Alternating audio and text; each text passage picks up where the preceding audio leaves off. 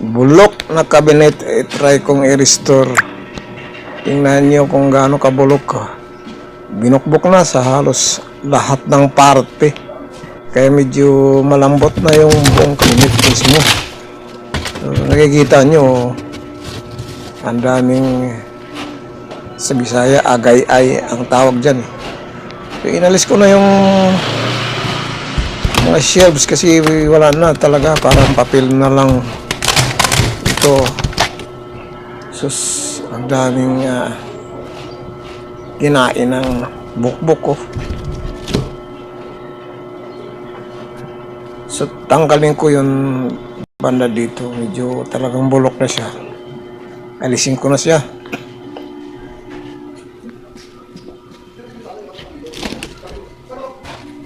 Total mahaba naman yung cabinet mismo. Puputulan ko na siya sa banda dito, medyo bulok na talaga, hindi na pwede. Ginawan ko lang ng paraan paano patibayin.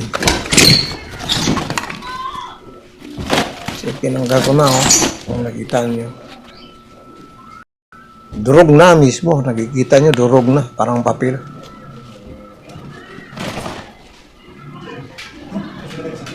Nakita nyo, nakukuha yan dito.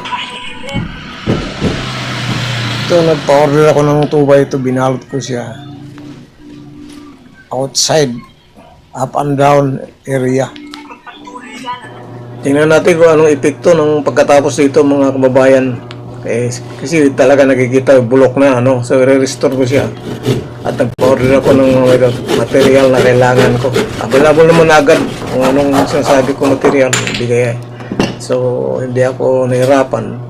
So ito yung magiging sahig niya, mga shelves, mga palutsina po yan. Kaya bago namin ituloy, naisipan namin na ibaba muna ito doon sa ground floor kasi mas lalong mabigat pag may karga na itong mga palutsina.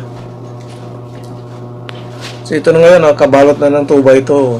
Up and down yan para protection sa mismo yung cabinet kasi malambot na siya, sumasayaw na mismo. At nagpa-order na ako ng solignum para sa protection bago ako magsahig sa ibaba, pinaka-base.